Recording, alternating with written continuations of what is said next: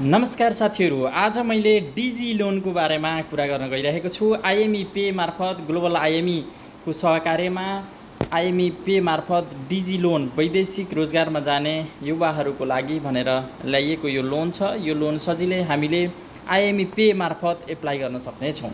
साथीहरू, यो भिडियो तपाईहरुले पहिलो पटक देख्दै हुनुहुन्छ भने कृपया यो च्यानललाई सब्स्क्राइब र लाइक गरिदिनु होला र साथै यदि हजुरको कोही साथी भाइ इष्टमित्र विदेश जाँदै हुनुहुन्छ र विदेश जानको लागि पनि पैसाको अभावले फर्किरहनु भएको छ भने प्लिज हजुरले यो भिडियो सेयर गरिदिनु होला र उहाँलाई बिना धितो डिजी लोन आइएमई पेबाट ग्लोबल आइएमई बैंक मार्फत लिन सकिन्छ भनेर सुनाइदिनु होला र यो भिडियो उहाँलाई पठाइदिनु होला, जसको कारणले उहाँ विदेश जानको लागि सजिलो हुनेछ। साथीहरू, आइएमई पे तपाईले डाउनलोड गर्नुभएको छैन भने डाउनलोड गर्न सक्नुहुन्छ र मैले डाउनलोड गरिसकेको थिएँ। यसले अपडेट मागेको हुनाले मैले अपडेट गरिरहेको छु।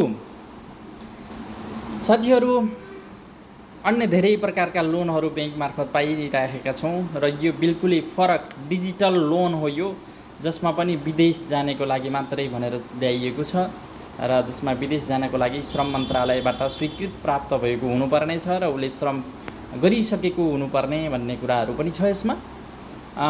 साथीहरू, मेरो एप ओपन भइसकेको छ र यहाँनिर तपाईहरुले देख्न सक्नुहुन्छ डिजी लोन, जसलाई हामीले डिजिटल लोन आइएमई पे मार्फत पाइने डिजिटल लोनलाई हेर्न सक्नुहुन्छ। यो डिजिटल लोन कसरी हामीले एप्लाई गर्न सक्छौँ भन्ने कुराहरू चाहिँ म हजुरहरूलाई देखाउन लागिरहेको छु। साथीहरू, सम्झिनु भएको छ नि, यो तपाईहरुको इष्टमित्र कोही विदेश जाँदै हुनुहुन्छ नि यो भिडियो तुरुन्तै पठाइदिनु होला। ग्लोबल बैंकले यसलाई प्रवर्धन गरेको छ र ग्लोबल बैंक र आइएमई पे को सहकार्यमा यो लोन हामीले प्राप्त गर्न सक्नेछौँ। साथीहरू, यो डिजी लोन यसरी तपाईहरुले हेर्नुहोस्, एप्लाई नाउ पे लेटर भनिरहेको छ। अहिले एप्लाई गर्न सक्नुहुन्छ, पेमेन्ट पछि गर्न सक्नुहुन्छ। साथीहरू, यो रातो बटनमा हामीले क्लिक गर्न सक्छौँ, जसमार्फत हाम्रो प्रोसेस अगाडि बढ्ने हुन्छ। साथीहरू, ध्यान दिएर हेर्नुहोला र अरूलाई पनि सिकाउन सक्नुहुन्छ हजुरहरूले। यसरी हामी अगाडि बढ्यौँ। Apply now pay letter loan details भनेको छ। अब तपाईहरु पहिला लोन लिनुभएको छ भने भ्यू पोस्ट लोन भनेर लोन तिर्न के गर्नुभयो भनेर देखाउने हुन्छ र हामीले पहिला लोन लिएका छैनौँ र हामी नयाँ लोनको लागि प्रोसिडको लागि गेट लोनमा क्लिक गर्छौँ। नो पास्ट लोन भनिरहेछ। मैले एकचोटि लोन भ्यू पास्ट लोनमा गएँ, त्यहाँनिर छैन। अब हामी न्यू लोनमा गयौँ। ल सिलेक्ट अ लोन भनिरहेको छ। साथीहरू, त्यहाँ देख्न सक्नुहुन्छ वैदेशिक रोजगार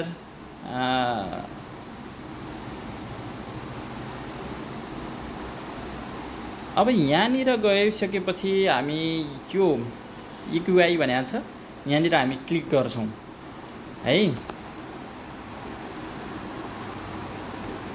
यो वैदेशिक रोजगार टेवा कर्जा भनेको छ र यहाँनिर गइसकेपछि डिओएफई पेमेन्ट डिटेल्स भनेको छ। डिओएफई पेमेन्ट डिटेल्स भनेको चाहिँ हामीले यो श्रम भनेर बुझ्छौँ नि साधारण बोलीचालीमा। यो श्रम गरिसकेको अथवा यहाँनिर श्रम गरेको हुनुपर्छ। यहाँ पासपोर्ट नम्बर हान्दाखेरि चाहिँ यो श्रम गरेको पासपोर्ट नम्बर हानिदिँदा बित्तिकै अटोमेटिकली त्यो डिएफओ आफै एक्टिभ भएको देखिनेछ। साथीहरू, यसरी हजुरहरूले श्रम गरिसकेपछि यो यहाँनिर तपाईहरुले आफ्नो पासपोर्टको नम्बर हाल्न सक्नुहुन्छ। यहाँनिर अर्को नोमिनीको नाम लेख्न सक्नुहुन्छ अनि रिलेसन नोमिनी को हो भनेर लेख्न सक्नुहुन्छ हैन।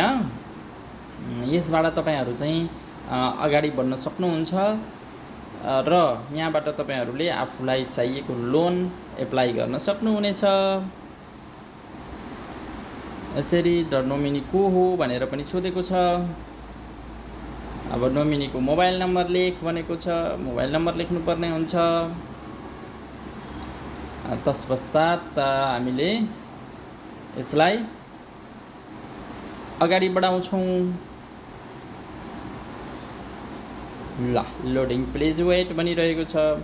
अब के हुन्छ भने मैले त श्रम गरेको छैन, सो कारणले यहाँनिर देख्न सक्नुहुन्छ है, त्यो कारणले म एलिजिबल भइन हैन। तपाईहरु श्रम गरिसक्नु भएको छ भने यसले चाहिँ अब जस्तो बैंक एकाउन्ट इज भेरिफाइड भन्यो, relation with bank is good भन्यो हैन।